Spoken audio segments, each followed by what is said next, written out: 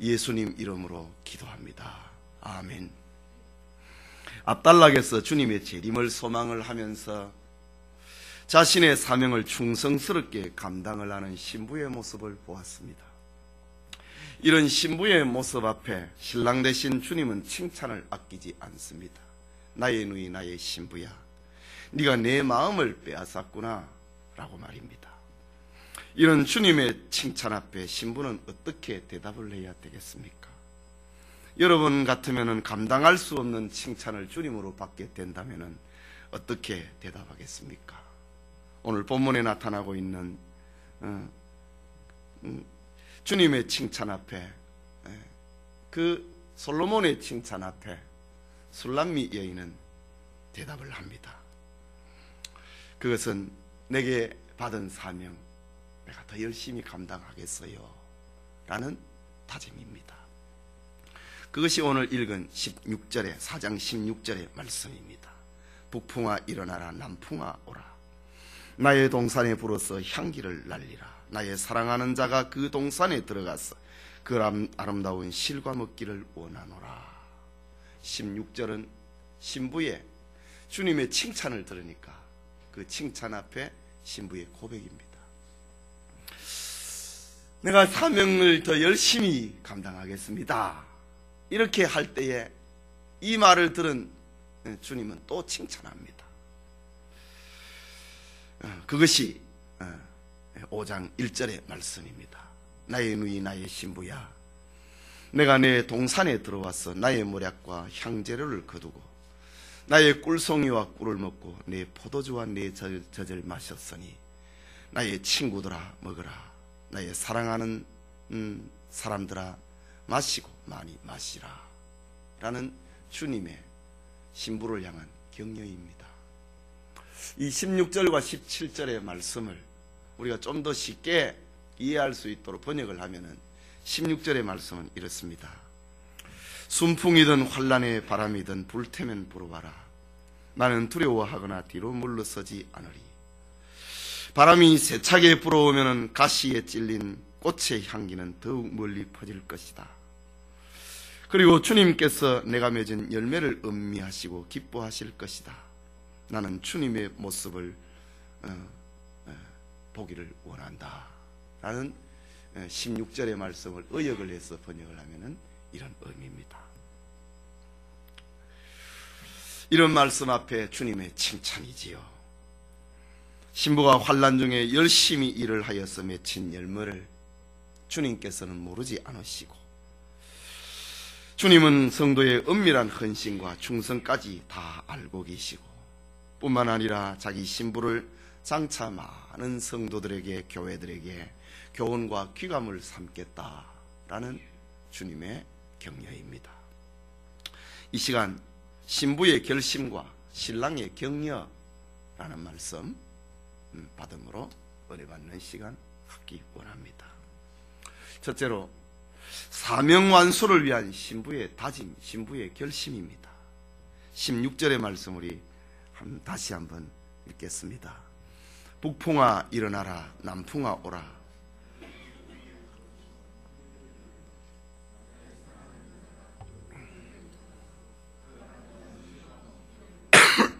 여기 북풍아 일어나라, 남풍아 오라 라고 했는데, 팔레스틴 땅에 북풍이 불면 차갑고 남풍이 불면 뜨겁습니다.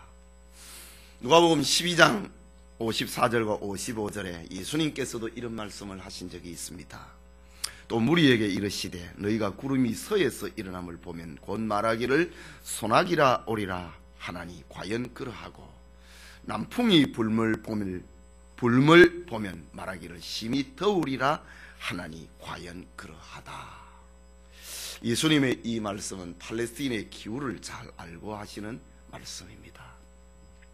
팔레스틴 지방의 서풍은, 지중해에서 불어오는 서풍은 비를 싣고 오는 바람입니다. 동풍은 건조한 사막에서 불어오는 바람입니다.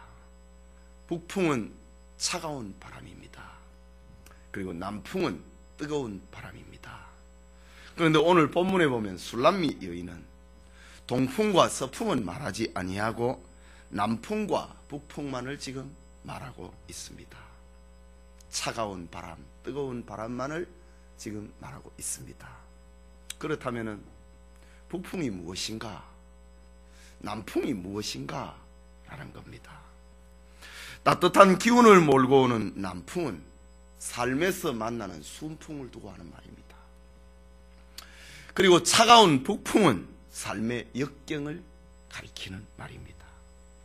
하나님은 여름에는 자연계의 남풍으로 식물들이 자라나게 만들고, 가을과 겨울에는 저 북풍을 가지고 그 자라난 열매들이 여물도록 만드는 것입니다. 이처럼 하나님은 순풍과 역풍을 불어서 과일들이 성장을 하고 자라고 다듬어 줍니다. 이처럼 하나님은 사람에게도 역시 마찬가지입니다. 사람에게 늘 순풍만 분다, 그 제대로 된 사람 안 됩니다. 또 역풍만 분다, 그럼 그 사람은 비관적인 사람이 되어버리고 맙니다. 하나님께서는 사람에게, 성도들에게 때로는 순풍도 불고 때로는 역풍도 불어서 사람으로 하여금 성장하게 만드는 것입니다. 하나님은 요셉에게 역풍을 불었습니다. 그리고 순풍을 불었습니다.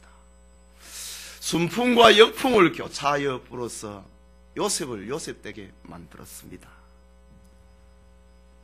하나님은 저 요나를 순풍과 역풍을 교차하며 불러서 선지자의 사명을 감당하게 만들었던 것입니다.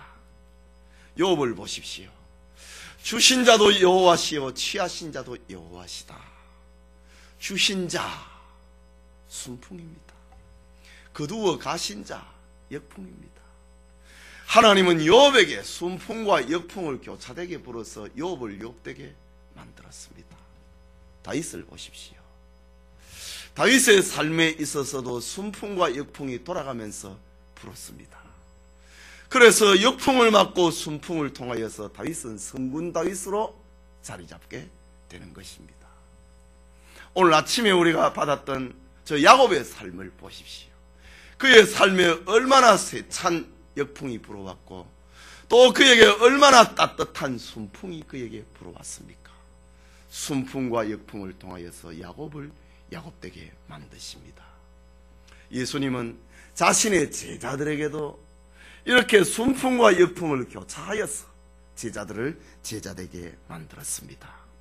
지금 술람미 여인 자기를 지금 돌아보고 있습니다. 그는 신랑이 내 마음의 동산에 오신다면 남풍이 불어도 순풍이 불어도 상관하지 않겠다고 지금 말하고 있습니다. 얼마나 성숙한 여인의 모습입니까? 신랑이 순풍을 타고 나에게 오시든 신랑이 역풍을 타고 나에게 오시든 신랑이 오신다면 주님이 오신다면 나는 상관하지 않겠다라는 성숙한 신자의 모습을 우리에게 보여주고 있습니다. 사도 바울이 빌립보 교회 성도들의 연보를 받아들고 하나님 앞에 감사하면서 기쁨의 편지를 빌립보 교회 성도들에게 보낸 적이 있었습니다. 사도행전 4장 12절에 보면 나에게는 풍족한데 너희들이 또 보냈구나. 나는 부하기도 하고 나는 쇠하기도 경험을 했다. 순경 중에나 역경 중에나 나는 삶의 일처의 비결을 배웠다 라고 바울은 그렇게 고백을 했습니다. 술람미 여인도 1장에서 4장이라고 하는 긴 시간을 통과하면서 얼마나 믿음이 자라버리는지 모릅니다. 그래서 그의 입에서 나오는 말, 신랑이 나에게 찾아오신다면 그것이 순풍의 바람을 타고 오시든지 역풍의 바람을 타고 오시든지 나는 상관하지 않겠다. 남풍이든 북풍이든 불어라. 북풍아 일어나 남풍아 오라 라고 담대하게 말하는 성숙한 신자의 모습을 보여주고 있습니다. 살아도 주를 위해서 살고 죽어도 주를 위해서 죽는 죽음을 각오하고 있는 성도의 모습입니다. 아무 일에도 부끄러워하거나 주저하지 아니하는 모습입니다. 성숙한 성도는 이렇게 자기가 가야 할 사명의 길에 환난이 기다리고 있다고 하는 걸 알고 있습니다. 더구나 주님의 재림의 때가 가까우면 가까울수록 그 환난은 점점 심하여지고 절정에 달하고 말 것입니다. 성숙한 성도는 술람미 여인처럼 비장한 각오를 하는 것입니다. 예수를 믿다가 무슨 뭐 넘어져서 뭐 머리를 다쳤다, 왜 사업이 어려웠다, 나 교회 잘못 왔나 보다, 그건 아직 한참 모자라는 것이지.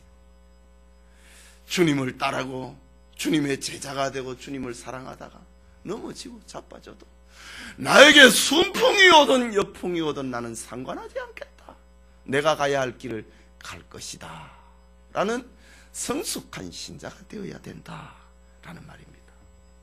우리 믿음의 선배 바울도 전도 현장에서 주님이 주신 사명을 감당하다가 죽음에 이르는 고통을 겪은 적이 있었습니다. 1차 선교 여행 때였지요. 소아시아 지방에 있는 루스트라라고 하는 동네에 갔는데 수많은 사람들이 저 유대인들에게 그 꼬임에 넘어가서 폭동이 일어나고 말았습니다. 그래서 바울을 향하여서 돌을 들어 때려쳤습니다. 그래서 돌에 하도 많이 맞은 바울은 그 자리에서 쓰러져 죽어버렸습니다. 시체를 쳐다보았던 당시의 유대인들은 성 밖에 내버려뺐다 했습니다. 버려진 바울이 잠시 후에 그 자리에서 일어나는 겁니다. 하나님이 바울을 부활시키는 겁니다. 그리고 지금 바울의 전도를 받고 신자가 되었던 사람들이 눈물을 흘리면서 둘러서서 바울을 지금 불쌍하게 여기면서 어쩌다가 이래 됐느냐 쳐다보고 있습니다. 이때에 바울이 마치 자다가 일어난 사람처럼 몸을 툴툴 털고 하는 말, 사도행전 14장 22절에 우리가 하나님의 나라에 들어가려면 많은 환난을 겪어야 되리라 라고 하면서 몸을 털털 털고 다른 전도지 더베라고 하는 것으로 갑니다. 로마서 14장 8절에 보면은 바울과 전도자들의 고백처럼 우리가 살아도 주를 위하여서 살고 죽어도 주를 위하여 죽나니 그러므로 사나 죽으나 우리가 주의 것이로다. 이런 고백은 오늘 성경에 나타나고 있는 술람미 여인 같은 성숙한 신자의 고백, 이런 고백이 오늘 예배드리는 우리와도 함께하기를 소원합니다. 계속해서 본문을 봅니다. 16절에 북풍아 일어나라 남풍아 오라. 그 다음에 나오는 말씀, 나의 동산에 불어서 향기를 날리라. 내 동산에 불러오라 이거지요. 여기 나의 동산은 주님 재림의 날을 바라보면서 열심히 일을 하여서 맺게 된 각종 열매와 꽃과 향기가 가득한 주님의 신부된 성도 자기를 가리킵니다. 좀 넓은 의미에서는 교회를 가리킵니다. 4장 16절 전반부에 그 동산에 맺힌 수많은 꽃과 열매와 향기에 대해서 이미 말을 했습니다. 성도의 마음을, 성도의 삶의 내용을 교회를 두고 하는 말입니다. 그렇다면 바람이 북풍아 일어나라, 남풍아 불어오라, 나의 동산에 불어서 향기를 날리라, 이 말이 무슨 의미를 담고 있는가?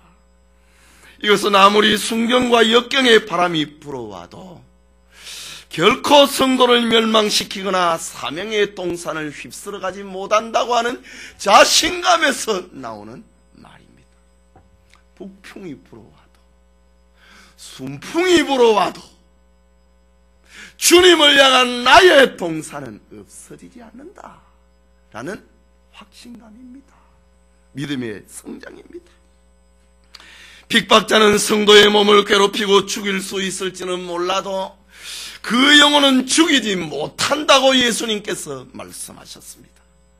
그러므로 성도는 순교를 당한다 할지라도 영생 얻는 데는 지장이 없습니다. 더욱 영광스러운 삶을 살게 되는 것입니다.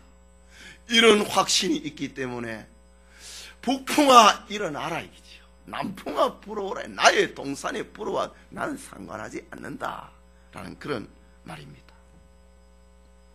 로마서 8장 18절에 보면은 생각건대 현재의 고난은 장차 우리에게 나타날 영광과 좋게 비교할 수 없도다 라고 말을 했습니다. 장차 우리에게 나타날 영광이라고 했습니다. 바울 혼자만이 아니고 바울과 함께하고 로마서를 기록하고 있는 전도자들, 그뿐만 아니라 오늘 우리 모두를 향한 말씀입니다. 우리에게 나타날 영광과 현재 우리가 당하는 고난을 비교한다면 그건 비교 가치가 안 된다 이거지요. 환란의 바람이 동산에 불어와도 성도가 가꾸어 놓은 실과와 꽃들은 결코 없어지지 아니한다고 하는 확신입니다. 그 동산은 주님의 동산이고 주님이 보호하고 주님이 지켜줄 것이기 때문입니다. 가시에 찔린 장미가 가시에 찔리면은 향기는 극에 달하시듯이 북풍이 일어나고 순풍이 일어나면은 바람이 세차게 불수록 성도가 가지고 있는 그 아름다운 향기는 더 멀리 가고 말 것이다라고 하는 술람미 여인의 고백입니다. 이것이 바로 기독교의 특징입니다. 환란이 심하면은 복음의 불길은 사그러들지 않습니다. 한때 로마 제국은 10대 박해라고 하는 황제의 로마 전역의 박해를 기독교 신자 대박해 운동을 일으켜서 신자들의 믿음을 꺼버리려고 했습니다. 그러나 신자들은 고난을 받으면 받을수록 그 믿음은 더 단단해졌습니다. 이것이 기독교의 특징입니다. 제가 처음 예수 믿고 난 다음에 우리 집안 식구들이 저를 도와줬다면 아마 제가 목사가 안 됐을지도 모릅니다. 예수 믿는 것다고 하는 것 때문에 얼마나 저를 힘들게 하고 교회를 못 가게 하고 그래 하든지 그것이 오히려 저로 하여금 믿음을 더 단단하게 만들어 버렸습니다. 그것이 저로 하여금 목사가 되도록 만들어 버렸습니다. 이런 것이 기독교의 특징입니다. 기독교는 바람이 불면 불수록 북풍이 일어나고 남풍이 불면 불수록 그 복음의 향기는 더 멀리 가버리고 마는 것입니다. 로마가 기독교 제국의 그 신앙을 없애버리려고 했지만은 끄다가 못 끊이고 막 항복을 내버리지 않습니까? 이제 믿어도 좋다. 온 로마 제국이 신자들의 세계가 되어버리고 말지 않았습니까? 술람미 여인은 지금 이거를 지금 꿈꾸고 이걸 경험을 했고 이런 맛을 보고 있는 것입니다. 북풍이 일어나도 환란의 바람이 일어나도 또 순풍의 바람이 일어나도 순풍이라고 늘 좋은 거 아니지요? 순풍만 늘 불면은 곡식이 결코 여물지 않습니다. 찬바람이 불어야 곡식이 익습니다. 가만히 있는 식물을 하나 심어 보십시오. 집에서 화초를 키우다 보면은 가끔 가다가 여기에서 조그마한 씨앗 하나가 나오는 게 있어요. 거기에 크는 거는 옆으로 안 가고 그냥 올라갑니다. 그리고 옆에 탁 쓰러져 버립니다. 그게 순풍입니다. 바람이 옆에서 불어줘야 위로만 안 흘러가고 옆으로도 좀 자기 균형을 잡거든요. 그러나 집안에서 키우는 화초가 조그마한 그 잡초 하나가 올라오면 그냥 쭉 올라갑니다. 그래 탁 쓰러져 버립니다. 순풍만은 좋은 것은 아닙니다. 순풍과 역풍이 교차해야 된다. 지금 술람미 여인은 신자를 지금 상징을 하고 있는데 순풍이 불든 역풍이 불든 불면 불수록 내가 가지고 있는 이 복음의 향기는 더 멀리 날아갈 것이다 라고 지금 그거를 쳐다보고 있는 것입니다. 이것이 바로 신구약 성경의 교회사가 증거하고 있는 것입니다. 소년 다니엘에게 환란의 바람이 불어왔습니다. 그것은 포로지 바벨론에서 왕이 주는 음식, 우상의 제물을 넣어 자기를 더럽히느냐 아니면 그것을 거절하고 고난을 당하느냐 하는 환란의 바람이었습니다. 이때의 신앙과 하나님의 말씀의 길을 따랐던 다니엘은 지는 것 같았지만은 왕의 진미를 먹는 자에보다 얼굴에 더 윤기가 돌았다고 했습니다. 뿐만 아니라 학문과 재주와 명철이 바벨론의 학자들보다 10배나 더 뛰어났다 토했습니다. 스데반 집사의 순교는 꺼져버리고 없어져 버리는 것 같았지만은 사울이라고 하는 청년을 회개시켜서 바울을 만들어내는 그 밑거름이 되고 만들었습니다. 바울을 통하여서 복음의 향기는 로마 제국 끝까지 그 향기가 퍼지게 되는 겁니다. 스데반 집사의 순교 직후에 일어난 예루살렘의 대박해 운동은 예루살렘에 있는 모든 신자들을 흩어지게 만들고 저들로 하여금 가는 곳곳마다 피난살이 가는 곳곳마다 복음을 전함으로 복음을 세계 전역에 흩어놓는 그런 결과를 가져오게 만들었던 것입니다. 교회는 세상이 약하기 때문에 자주자주 바람에 맞을 수밖에 없습니다. 성도는 진리를 사랑하기 때문에 예수님이 말씀하시기를 세상이 너희를 미워할 것이라고 말했습니다. 교회는 가만히 있는 부동의 단지, 좌상의 종교가 아닙니다. 기독교는 움직이는 것입니다. 북풍을 불고 남풍이 불어서 그 향기를 멀리 옮겨놓는 것이 기독교의 특징이다. 여러분의 삶에 고통과 역경이 온다 할지라도 오히려 그 향기, 그때의 향기를 더 멀리 날리는 그런 기회로 만들 수 있기를 바랍니다. 16절에 계속되는 말씀, 술람미 여인의 자기 고백입니다. 나의 사랑하는 자가 그 동산에 들어가서 아름다운 실과 먹기를 원하노라. 솔로몬의 자기 마음의 소원입니다. 북풍아 일어나라, 남풍아 불어라. 나의 동산에 불어서 향기를 날리라. 나의 사랑하는 자가 그 동산에 들어가서 그 아름다운 실과 먹기를 원하노라. 여기 나의 사랑하는 자라는 말은 문맥적으로는 술람미 여인에게 있어서 솔로몬을 가리키는 말입니다. 동산은 분명히 술람미 여인 자기를 가리키고 있는데 그 동산이라고 했습니다. 그 동산. 그러나 원문성에 보면 그의 동산, 그 솔로몬의 동산이라고 합니다. 분명히 술람미 여인 자기를 두고 자기 마음을 두고 하는 말인데 내 마음은 솔로몬의 마음이다. 솔로몬의 것이다 라는 말입니다. 술람미는 자신을 솔로몬의 소유라고 합니다. 바로 교회는 주님의 소유입니다.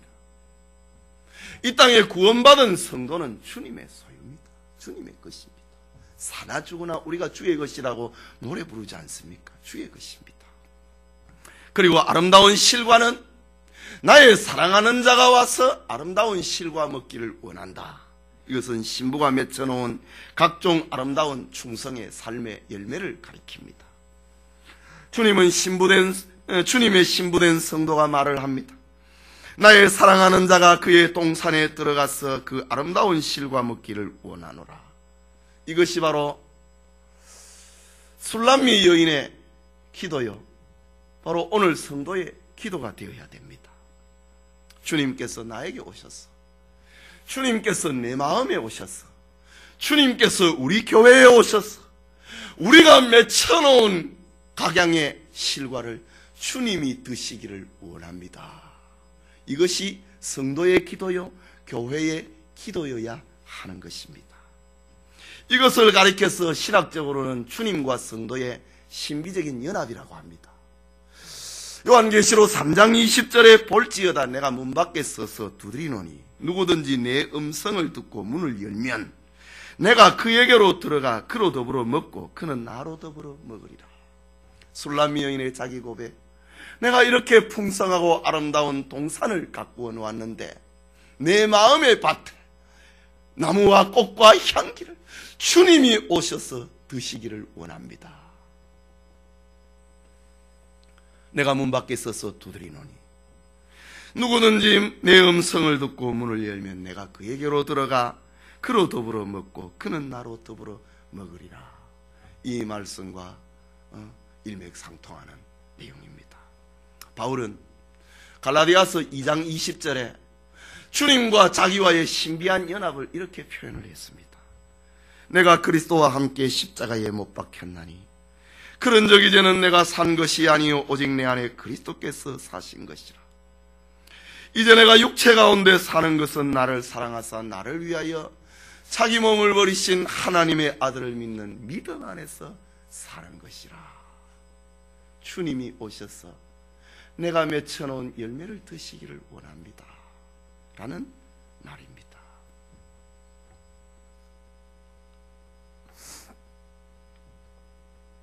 성도는 지금 주님의 일을 하면서 마음속에 주님이 오시는 날, 주님께서 찾아오시는 날, 그날을 소망을 하면서 사는 것입니다. 우리는 사람이 와서 알아주고 사람이 나를 이해해주고 그러면 자꾸 실망을 합니다. 성도는 오늘 술람미 여인처럼 주님이 내 마음에 찾아오셔서 내가 가꾸어 놓은 과일과 꽃과 향기를 주님이 드시기를 원합니다. 이것이 성도의 마음이 되어야 된다라는 것입니다. 주님께서 주신 달란트를 가지고 열심히 장사를 하고 난 다음에 또 5달란트를 남기고 또 2달란트를 남겨서 충성의 열매를 가지고 주님과 함께 즐거워하는 것입니다. 여러분에게 술람미 여인처럼 충성의 열매를 가지고 주님과 함께 즐거워하는, 주님과 함께 즐거워하고 먹고 마시는 축복이 함께하기를 소원합니다. 그게 둘째로 이제 5장으로 넘어갑니다. 신랑의 격려입니다. 그러니까 16절하고 5장 1절하고는 분리할 수가 없지요. 5장 1절을 다시 함께 읽읍시다. 나의 누이 나의 신부야,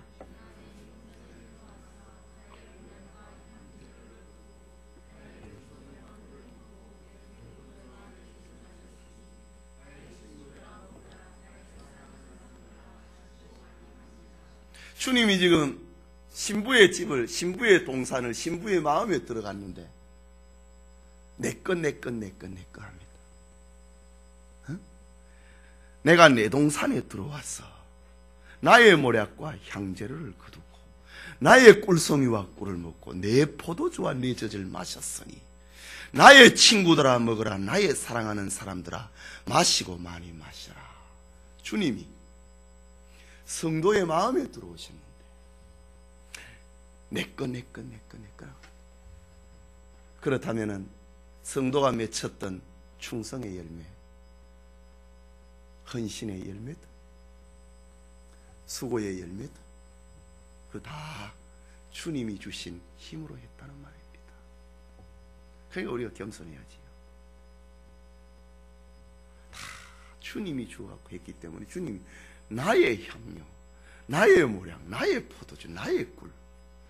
여러분 교회에서 이렇게 충성하고 헌신하고 열심히 연보도 하고 이래 하지만은 다 주님이 여러분에게 주신 겁니다. 그렇지요? 왜 아멘 안 합니까? 여러분이 다 했어요? 주님이 주신 거지요? 어디 가니까 아무것도 아멘 하더라. 아무것도 아닌 것도 아멘 하더라. 제가 금요일날 저녁에 참 재미있는 얘기를 하나 했어요. 아멘 할 게 아닌 건데 참 아멘은 진실이라고 하는 말인데 농담도 아멘이라. 그게 너무 사거리가 돼요. 근데 우리 교회는 진짜를 말로 해도 아무 아멘도 안 하고. 그러나 저는 이제 여러분들한테 아멘할 기회를 안 주니까, 어? 어디 가면은 막 아멘을 막 만들어내요.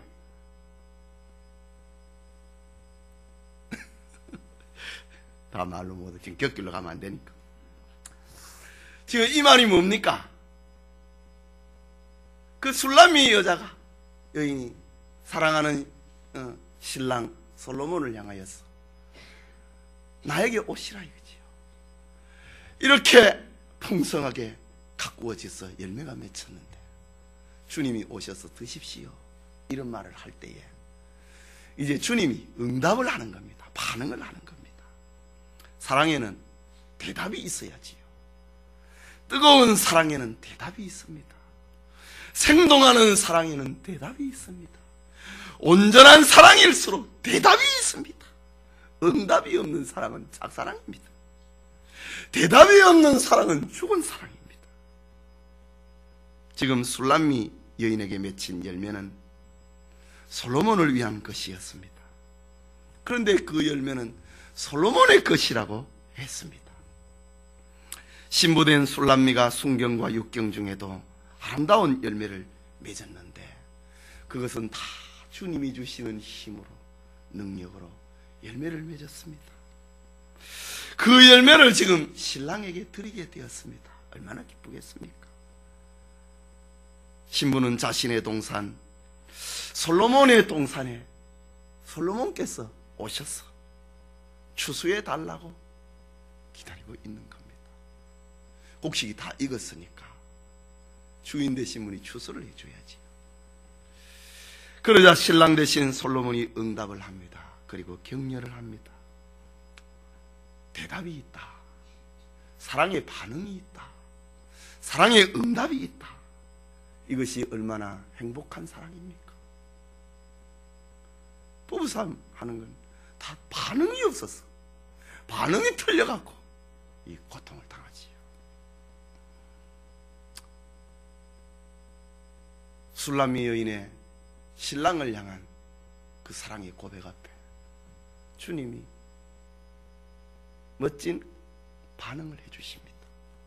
사랑의 행진입니다. 그렇다면 신랑의 격려가 무엇인가? 5장 1절에는 세 가지 격려로 나타납니다.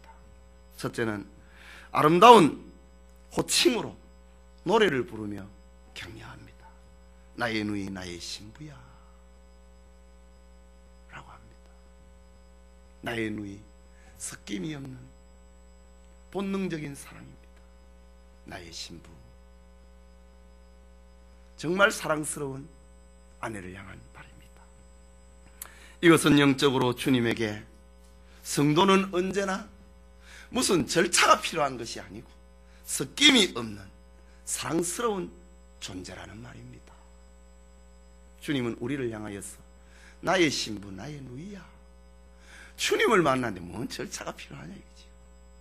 나의 누이, 나의 신부야 라고 언제나 불러주시는 분입니다. 이것은 사랑하는 자가 사랑하는 자를 향한 화답의 노래입니다. 이것이 아가서의 특징이고 아가서의 생명입니다.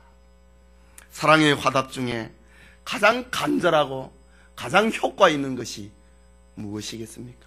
선물입니까? 좋은 집을 사주는 겁니까? 역사상에 사랑하는 자를 향한 가장 효과 있는 것은 노래를 불러주는 겁니다.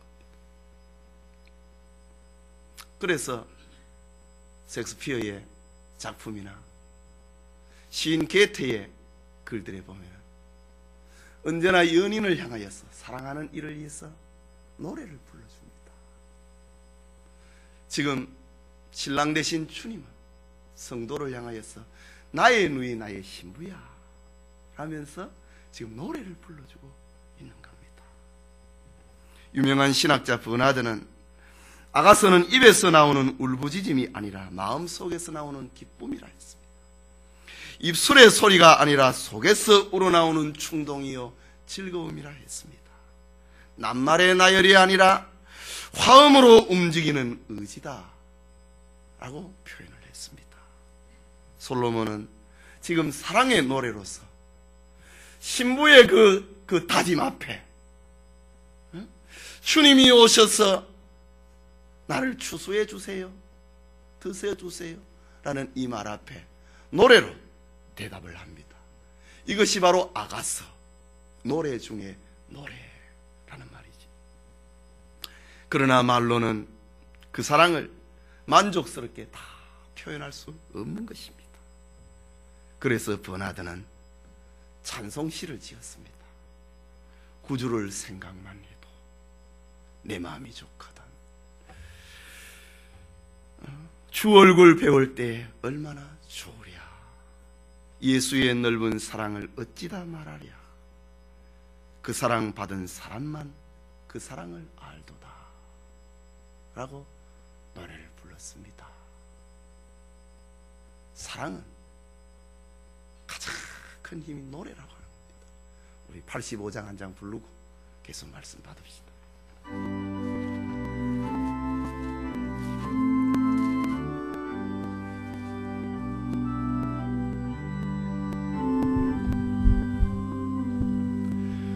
구주를 생각만 해도 내 맘이 좋거든.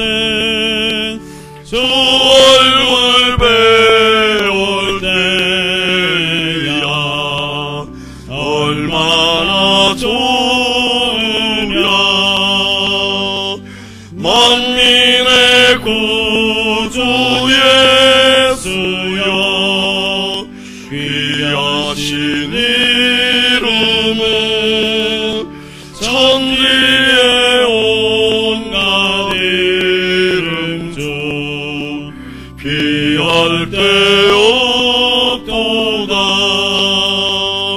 사회의 어린 자에게 소망이 되시고 구하고 찾는 자에게 기쁨이 되신다.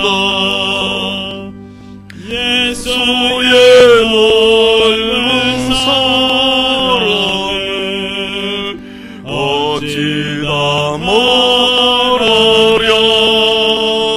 그 사랑 받은 사람만 그 사랑 알고다. 구명의 구주 예수야 내 기쁨 되시오. 이제와 또한 영광이 되소서.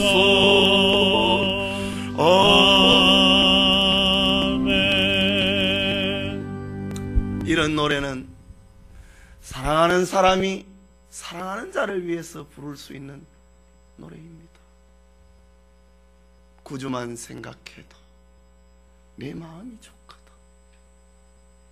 주 얼굴 배울 때야 내 마음이 얼마나 좋으랴. 이런 노래 말입니다. 오늘 성경에는 술람미가 신부를 향해서 부르는 노래가 아니고 내가 열심히 가꾸어놓은 동산에 주님이 오셔서 추수해 주세요 라는 신부를 향하여서 주님이 부르는 노래입니다. 나의 누이 나의 신부야 라고 말입니다.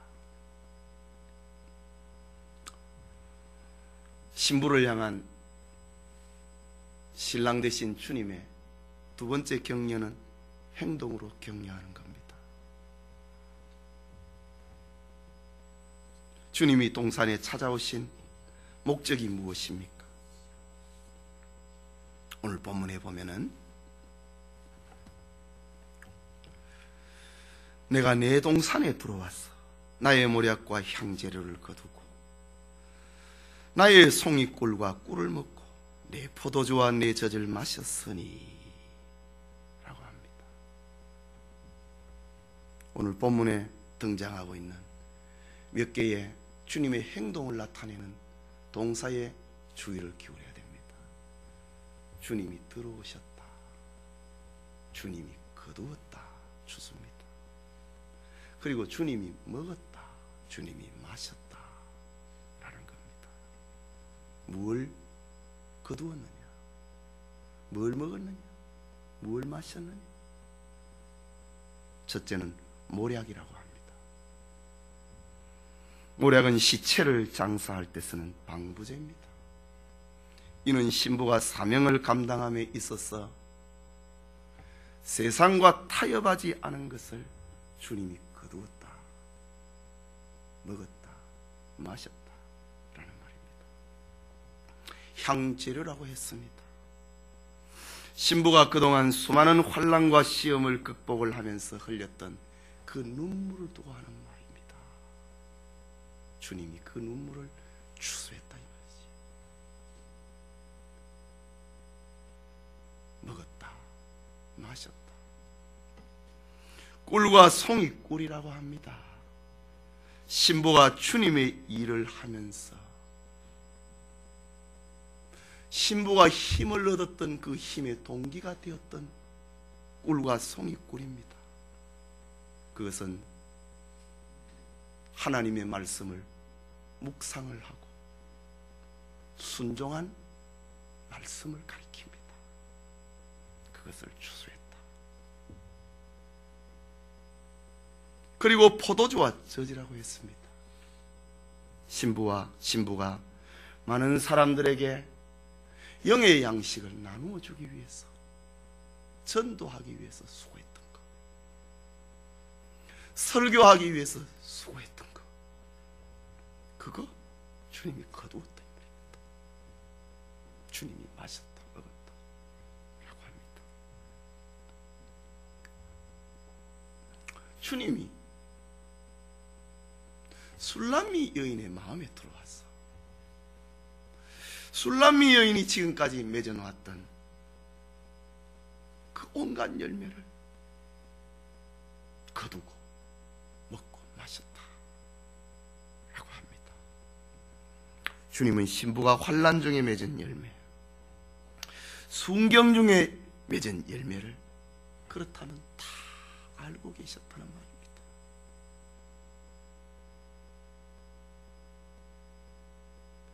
주님이 여러분이 세상 속에서 타협하지 아니하고 몸부림친 거 다 안다 이 말입니다. 주님이 여러분의 눈물의 기도를 다 알고 있다는 말입니다. 여러분이 무슨 주의 말씀을 붙들고 환난을 이겼는지를, 순풍을 이겼는지를, 역풍을 이겼는지 그거 알고 있다는 말입니다. 주님이 여러분에게 다른 사람을 위로하기 위해서, 나눠주기 위해서 몸부림했던 그거 주님이 다 알고 있다는 말입니다. 다 아시고 다 받으셨습니다. 주님이 모략과 향재료를 거두었다고 합니다. 꿀과 송이꿀을 먹었다고 합니다. 포도주와 젖을 마셨다고 합니다. 이것이 바로 주님이 자신의 신부된 성도를 사랑하는 겁니다. 주님이 여러분 마음에 오셔서 다 알고 계시고 그걸 거두시고 먹고 마셨다. 이건 주님이 여러분을 사랑하고 있는 겁니다. 사랑하는 자를 위해서 음식을 준비를 했는데 먹어주지 않는다면 얼마나 슬픕니까? 사랑하는 자를 위하여서 순교적인 삶을 살았는데 주님이 몰라준다면 그 사랑이 어떻게 온전한 사랑일 수 있습니까? 사랑하는 자, 주님을 위하여서 눈물의 기도를 흘렸는데 주님이 모르신다면 그걸 어떻게 사랑이라 할 수 있겠습니까? 그런데 오늘 성경을 보면은 주님이 그 동산은 내 동산이라고 합니다. 내가 내 동산에 들어왔어. 거두고 먹고 마셨다 라고 합니다. 여러분의 눈물을, 여러분의 수고를, 여러분의 순결을, 여러분의 사랑을, 여러분의 충성을 주님이 다 아시고 거두시고 먹고 마신다 라는 이런 위대한 주님의 사랑 앞에 위로를 받으시기를 바랍니다. 지금 술람미 여인은 북풍을 타고 남풍을 타고 자기 동산에 찾아오시는 솔로몬의 위로를 받고 있습니다. 술람미 여인은 솔로몬으로부터 사랑의 격려를 받고 있습니다. 그 격려는 노래하는 격려요, 말하는 격려요, 행동하는 격려입니다. 이것이 바로 주님으로부터 신자가 받는 위로요, 사랑의 격려입니다. 이 얼마나 확실한 사랑입니까? 이 얼마나 기다려볼 만한 소망입니까? 얼마나 확실한 의지입니까? 이것이 바로 성도가 신앙생활을 하는 맛이요, 눈물을 흘리는 멋이요, 충성하는 생기가 아닙니까? 눈물의 골짜기에서 만나는 많은 샘, 그것이 바로 주님이 나를 알아준다, 나를 거두시고 먹고 마셔주신다, 이것인 겁니다. 그래서 영감의 성경의 마지막 절에는 요한계시록 20장, 22장, 20절, 이것들을 증거하신 이가 가라사대 내가 진실로 속히 오리라 하시거늘 아멘. 주 예수여 오시옵소서. 주님이 나의 포도원에 들어오시기를 소망하는 것, 이것이 바로 성경의 마지막 노래인 것입니다. 마지막으로 신랑은 신부를 사명의 본으로 삼겠다고 합니다. 우리 5절을 다시 한번 읽읍시다. 나의 누이 나의 신부야, 내가 내 동산에 들어와서 나의 모략과 향재료를 거두고 나의 꿀송이와 꿀을 먹고 내 포도주와 내 젖을 마셨으니 나의 친구들아 먹으라, 나의 사랑하는 자들아 사람들아 마시고 많이 마셔라. 지금 5장 1절은 주님이 하고 있는 말씀입니다. 여기 나의 친구들아 먹으라, 나의 사랑하는 사람들아 마시고 많이 마셔라 라고 합니다. 여기 나의 친구들, 나의 사랑하는 사람들, 복수인데 이들이 누구인가? 이것은 이 땅에 존재하는 수많은 교회, 수많은 성도들을 가리키고 있는 말입니다. 신부가 순경과 역경 중에 맺은 충성의 열매와 선행들, 이 땅의 수많은 교회들에게 향하여서 신부가 만들어 놓은 거 같이 먹으러 가자. 나의 친구들아, 나의 사랑하는 사람들아, 너희들아 와서 먹으라 마시라, 많이 마시라 라고 합니다. 이것은 귀감이 되는 신부의 충성을 너희들도 음미를 해라 라는 말입니다. 너희들도 교훈으로 삼아라 라는 말입니다. 너희도 본받으라 라는 말입니다. 그리고 나와 함께 축하하자.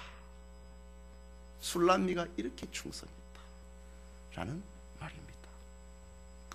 마태복음 26장에 보면은 예수님이 십자가를 지시게 되는 사건을 며칠 남겨두었을 때에 예수님이 베다니 시몬, 문둥이 시몬의 집에 초대를 받아서 점심 식탁 자리에 갔습니다. 문둥이 집입니다. 냄새납니다.